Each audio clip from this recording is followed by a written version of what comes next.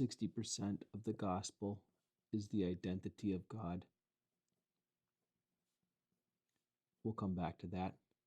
Only 10% is that I am not God. This makes me a sinner. The definition of sin is where most people start the gospel. They do not start with God. They do not put God first. They put sin first. Number two, of course, because I'm a sinner, God says there's a huge penalty, and we cannot emphasize the penalty enough. Huge penalty. This is eternal separation. This is God. God set a massive penalty on purpose so that only he could pay it. Only he pays, right? Only the Son gets the job done. Christ, cross, sacrifice. We know this part of the solution. And then next is accept. We have to receive. E-I-V-E, I can't spell. Receive the gift, right? This is the awesome part, the acceptance.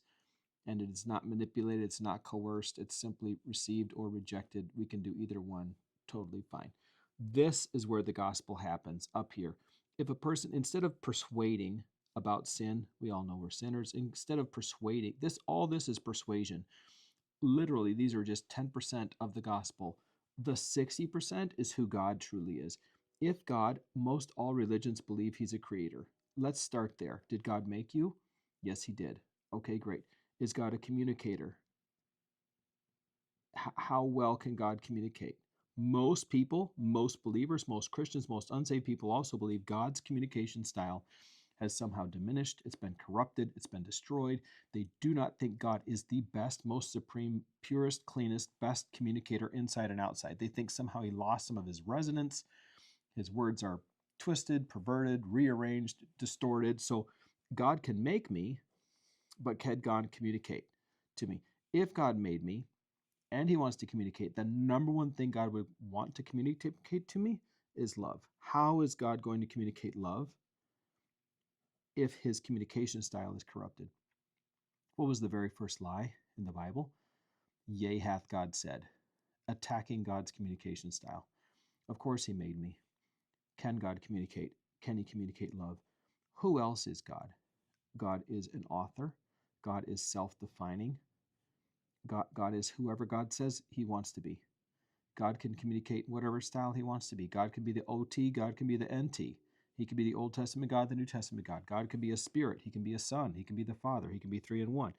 God gets to be God. If we just explore the identity of God, of course we're going to see ourselves as not him.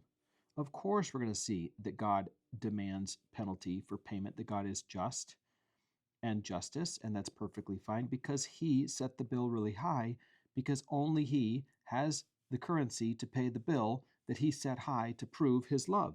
This is how you prove love, through suffering, through sacrifice. That's the language we all understand. This ties back to the DNA of the identity of God's mind, his heart, his being. Who is God? Define your God and I'll show you your gospel. Of course you receive it or reject it. This is not difficult. Once you see the love of Calvary, once you see the fullness of his heartbeat of who he is, of course you'll receive the gift. So we, as we witness for Christ, we really focus on sin. We really focus on hell. We really focus on Calvary, and we really focus on reception. We miss 60% of the gospel. Who is God? Can you write down 10 traits of who God is? Can you go through and identify the names of God? You know what the number one name for God in the entire Bible is? It's not God. It's this word right here. Do you know what that word means to God? Do you know what this word means in Greek, Hebrew? If that's God's number one name for himself, do you know what that means? Let God define himself. Go on an exploration of identifying who God is.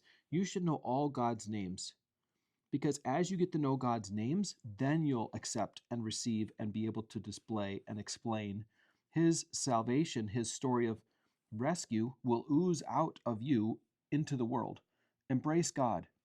Chase God. David had a heart after God. He was pursuing God in a certain direction. So let God identify himself. What's the first identity of God? that he makes. What's the second identity of God? Who is this person? If you're going to get to know him and show the world who he is, let's pursue God together.